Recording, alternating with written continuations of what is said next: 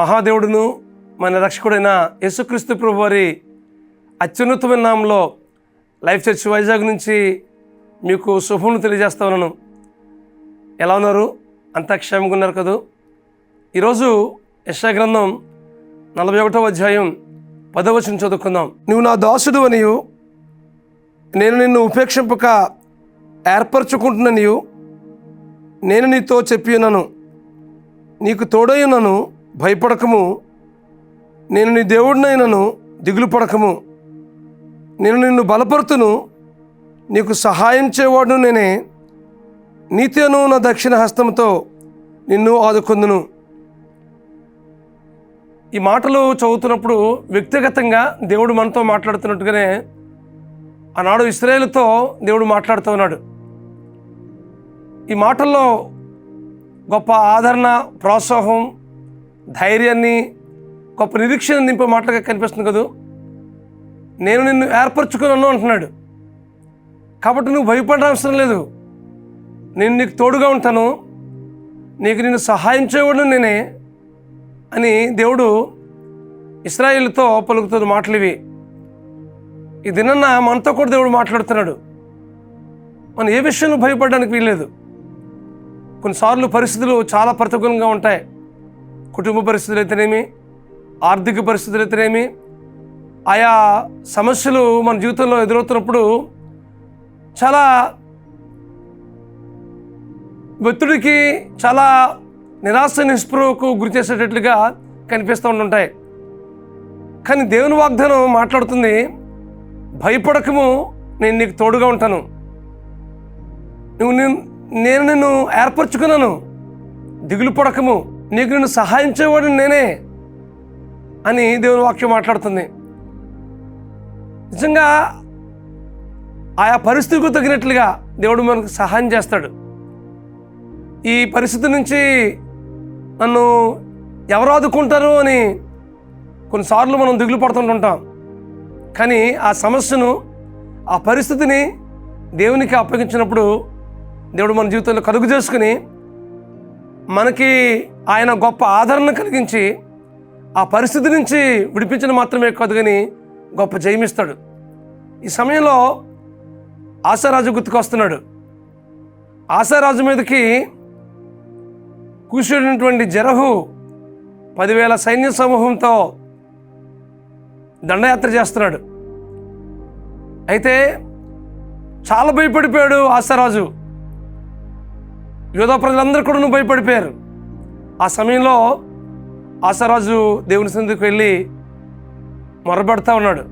ప్రభువా, ఈ గొప్ప సైన్యం నుంచి మాకు కాపాడేవారు నువ్వే ప్రభువా, నువ్వే మాకు సహాయం చేయాలి ప్రభువా అని దేవుని సన్నిధిలో దేవుని సహాయం కొరకు దేవుని సన్నిధి మొరపెట్టాడు.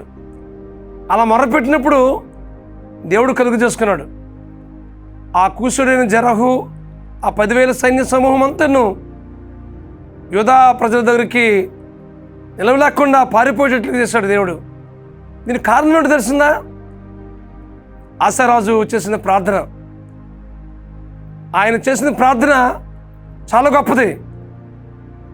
నీకన్నా మాకు సహాయం చేసేవారు ఎవరు లేరు ప్రభువా, నీవే మాకు సహాయకుడు ప్రభువా, ఈ పరిస్థితి నుంచి మమ్మల్ని తప్పించేవారు ఎవరు లేరు ప్రభువా అని ఆశ ఎంతో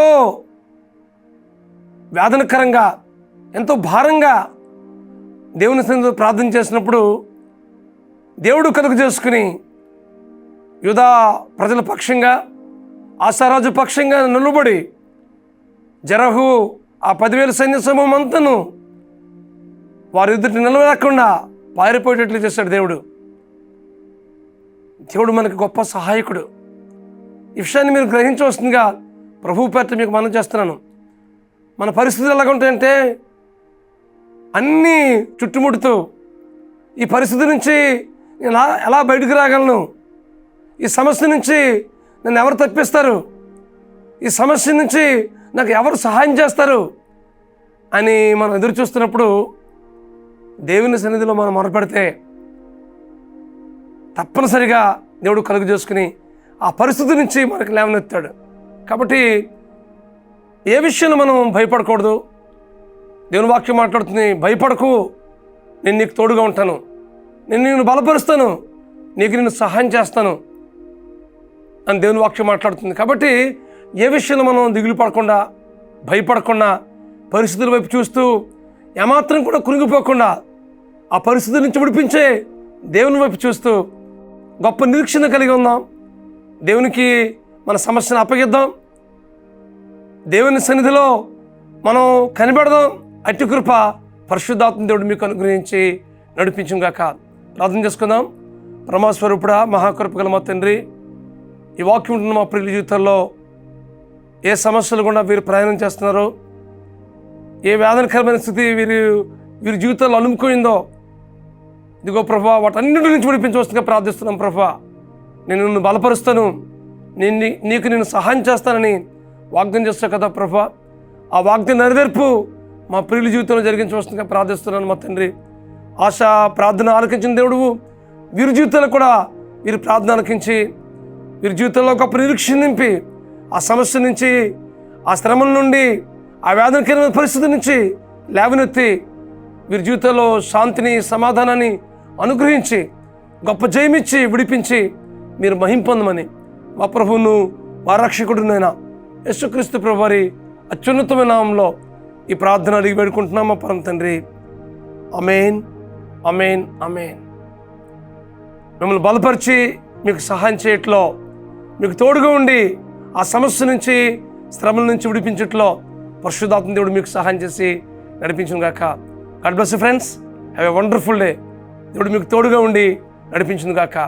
గాడ్ బ్లెస్ యు.